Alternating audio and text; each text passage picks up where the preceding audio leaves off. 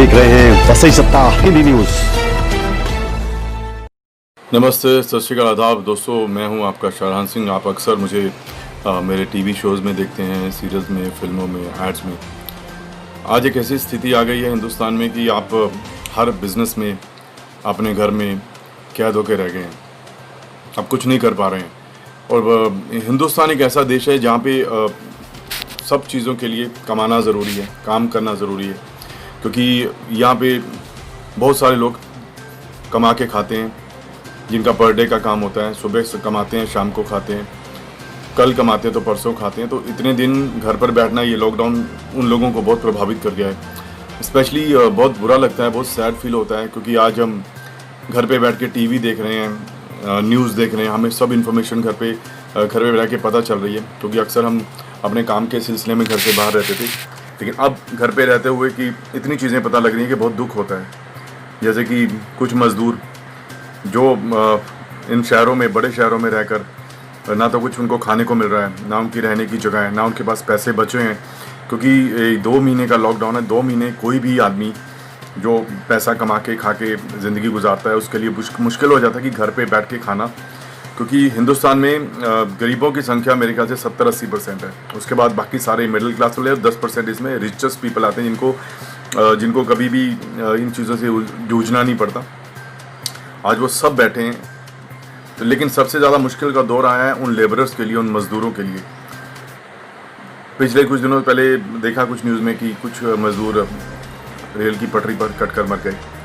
अभी कल परसों एक घटना हुई है कि ट्रक में मज़दूर जा रहे थे, तो वो भी बेचारे उस एक्सीडेंट का शिकार हुए और मारे गए। सरकारें उनको पहुंचाने का इंतज़ाम नहीं कर रही हैं। देखिए, मैं एंटरटेनमेंट इंडस्ट्री से जुड़ा आदमी हूँ। मैं किसी पॉलिटिकल पार्टी की तरफ से नहीं हूँ। ना ही मैं राहुल जी के बारे में अच्छा बुरा जानता हूँ, ना ही मैं मोदी जी के बारे में अच्छा बुरा जानता हूँ। किसी भी पॉलिटिक्स से जुड़े हुए आदमी के बारे में ना तो मेरा कोई पर्सनल एजेंडा है, ना ही मेरी उनके बारे में कोई अच्छी बुरी कोई राय है। मैं सिर्फ एक आम आदमी की तरफ से एक आम आदमी वाली बात कहना चाहता था। कुछ दिनों से ये ढिंढोरा पीटा जा रहा है कि 20 लाख करोड़ का पैकेज लिया गया। किसके लिए? हमारे लिए, उन मज़दूरों के लिए, या बैंकों के लिए, या उन पूंजीपतियों के लिए जिन्होंने बड़े बड़े बिजनेस बना रखे हैं, जिनमें बड़े बड़े टॉप के इंडस्ट्रीज शामिल हैं, जिनका हिंदुस्तान में कई दशकों से नाम आता है। तो मैं ये जानना चाहता हूँ कि जितने भी पैकेज और जितने भी ये राहत पैकेज अनाउंस होते हैं, ये किन के लिए होते हैं? ये उनके लिए होते हैं जिनको मुश्किल है, या उनके लिए जिनके पास सब कुछ ऑलरेडी है और वो उस पैकेज को लेकर दूसरों की मुश्किल हल करेंगे? ये मुझे एजेंडा आज तक समझ नहीं आया। मैं ऑलरेडी अपनी इंडस्ट्री की तरफ से भी एक राय रख चुका हूँ। हमने कुछ दिन पहले पोस्ट किया था।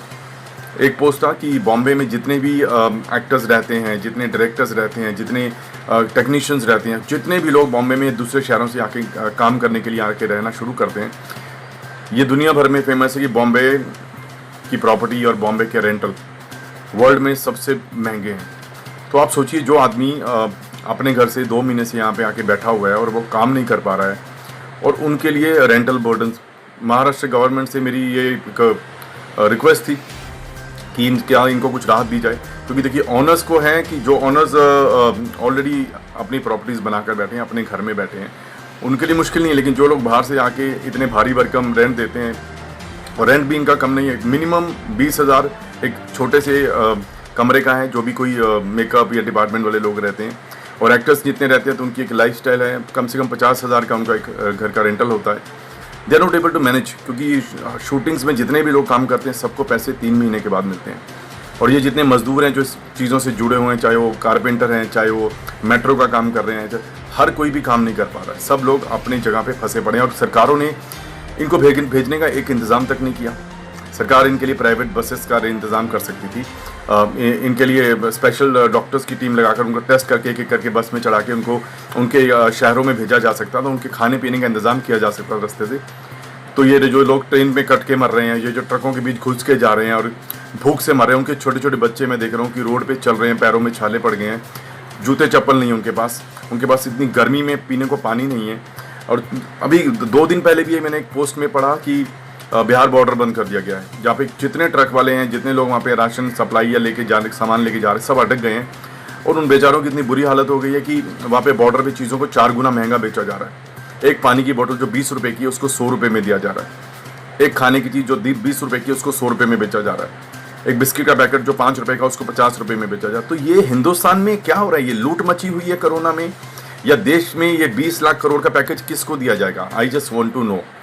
और सबसे बड़ी बात, सरकार को एक चीज़ ये करनी चाहिए, जितने लोग हिंदुस्तान में रेंटल में रहते हैं उनका 2-3 महीने जब तक लॉकडाउन पीरियड का है रेंट वो तो माफ़ किया जाए, या उस रेंट में डिस्काउंट दी जाए, वेव ऑफ किया जाए। आई डोंट नो क्या उसमें एक जो भी होगा, जो भी गवर्नमेंट को ठीक लगता है, क्योंकि ओनर्स को भी प्रॉब्लम ना हो, रेंटल्स के भी प्रॉब्लम ना हो, और उन मजदूरों को जो फंसे हुए हैं जिनके पास पैसे नहीं हैं उनको पैसे दिए जाए थोड़े थोड़े, कम से कम उनकी जेब में वो पैसा रहे, ताकि वो बीमार हो रहे हैं या उनको कुछ खाने को लेना है, या क्योंकि 100 ज़रूरतें होती हैं, और उनको चढ़ा के उनके बस में उनको उनके घर भेजा जाए, उनको इतने पैसे दिए जाएँ कि वो 1-2 महीने का राशन अपना स्टोर करके रख सके।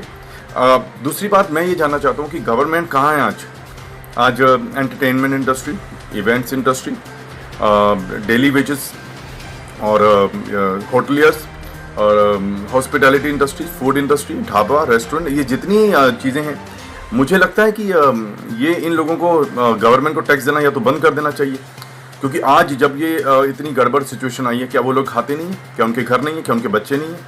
क्या उनके घर के खर्चे नहीं हैं? गवर्नमेंट में कोई भी किसी भी पैकेज का ऐलान नहीं किया ऐसे लोगों के लिए। और ये 20 लाख करोड़ के पैकेज की जो कहानी सुनाई जा रही है हर रोज़ टीवी पे, आज पहला, कल दूसरा, तीसरा, चौथा, ये पैसा कब, कैसे, किसके अकाउंट में आएगा? किनको कैसे डिलीवर किया जाएगा? ये पैसा या तो बैंकों में डाल दिया गया लोन लेने के लिए। आपको क्या लगता है, क्या लोग लोन ले पाएंगे अभी? और लोन लेने की जो शर्तें हैं, उसके बाद लोन का जो इंटरेस्ट है और लोन की जो EMIs हैं वो भी भरनी पड़ेंगी। तो ये पैकेज कहाँ से हुआ? GST, entertainment tax, sales tax. एक आदमी जब अपने किसी दूसरे शहर से, गांव से एक शहर में आता है काम करने के लिए, तब गवर्नमेंट ने कोई ऐसी सुविधा नहीं दी होती कि उस बंदे को, अगर उस व्यक्ति को, उस महिला को अगर घर में खाना, उसके पास खाने के पैसे नहीं है, उसके पास रहने के पैसे नहीं है, एक ऐसा सेंटर है कोई जिससे वो उनको प्रोवाइड करे उस टैक्स के पैसे से, जो टैक्स का पैसा मिलता है। मतलब जो बंदा जब नहीं कमा रहा है तो गवर्नमेंट कहीं नहीं दिखती, लेकिन जिससे आदमी वो पैसा कमाना शुरू करता है तो गवर्नमेंट एक शेर की तरह, एक भेड़िए की तरह, एक कुत्ते की तरह उस पर टूट पड़ती है। भाई ये डिफरेंट टैक्सेस के नाम से, जिनको मैंने अभी नाम दिया गया, GST, food tax, sales tax, income tax. एक बात सुनिए, आपने इनकम टैक्स के पहले इनकम जनरेट करने का सोर्स दिया क्या? ये सोर्स खुद ही ढूंढना पड़ता है। इसका ये बिल्कुल एक तरह की पानी की प्यास लगी है, खुद ही गड्ढा खोदो, और जब पानी निकल आएगा तो गवर्नमेंट बोलेगी आपने ये गड्ढा खोदा था, हम आपसे उस गड्ढा खोदने का टैक्स लेंगे और इस पानी को पीने का टैक्स लेंगे। तो ये कहाँ की गवर्नमेंट है? मुझे ये समझ में नहीं आ रहा कि इतनी चीज़ें हो रही हैं। सबसे मेरा शुरू से सवाल यही रहा है, हिंदुस्तान का नौजवान हो या हिंदुस्तान का कोई भी व्यक्ति हो, गवर्नमेंट हर जगह टैक्स क्लेम करती है, चाहे वो कोई मेडिकल शॉप वाला है, चाहे वो कोई ठेले वाला है, चाहे कोई एंटरटेनमेंट इंडस्ट्री का, कोई इवेंट का है, कोई शूटिंग होती है, कोई इवेंट होता है, परमिशन का पैसा लेना पड़ता है, इवेंट की परमिशन का पैसा लेना पड़ता है, उससे जो पैसे की इनकम आती है उसका भी उनको टैक्स देना पड़ता है। Even actors, directors, producers, distributors, channels, जितने लोग पैसा कमाते हैं वो पैसे में से चैनल को एक हिस्सा, बड़ा हिस्सा चैनल को जाता है। लेकिन आज जब एक ऐसी मुश्किल स्थिति आई है तो चैनल, तो ये लोग, इन लोगों के लिए कहाँ हैं? गवर्नमेंट की किसी भी आदमी की आवाज़ इसके लिए नहीं आ रही है। वो सब यही रोना रोते हैं कि हम मजदूरों के लिए करेंगे। मजदूरों के लिए क्या किया उन्होंने? जिनका रोना लेके ये पैसे लिए जाते हैं, आप उनके लिए भी कुछ नहीं कर रहे हो। आज कोरोना टाइम में आपने सिर्फ इतना बोल दिया कि घर पे बैठो, बी सेफ, हाथ धो, मास्क लगाओ। अरे मुझे ये बताइए कि आप, उनके पास खाने के पैसे कहाँ से आएंगे? उनके पास रहने के पैसे कहाँ से आएंगे? रेंट कहाँ से दिए जाएंगे? गाड़ी में पेट्रोल कैसे डलेगा? खाने के बिल्स कैसे होंगे? बिजली के बिल में कोई कटौती नहीं है, केबल, इंटरनेट, आपकी जो वाईफाई, हर चीज़ है, हर चीज़ का एक खर्चा है हर आदमी का।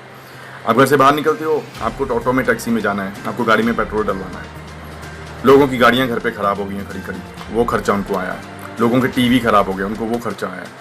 लोगों को खाने को पैसे नहीं है, उनका वो खर्चा है। गवर्नमेंट ये खर्चा कैसे देगी इनको? इन तक कैसे पहुंचाया जाएगा? मेरी गवर्नमेंट से बस एक दरख्वास्त है, एक रिक्वेस्ट है, not only as an actor, not only as a my name Shahrahan Singh, मैं एक आम आदमी को रिप्रेजेंट कर रहा हूँ। मैं ये कहना चाहता हूँ कि जब कोई व्यक्ति कमाना शुरू करता है तो गवर्नमेंट अगर उस पर क्लेम करती है, तो जब वो आदमी नहीं कमा रहा तो गवर्नमेंट को उसकी हेल्प का भी क्लेम करना चाहिए। बस इतना ही कहना चाहूँगा। जय हिंद।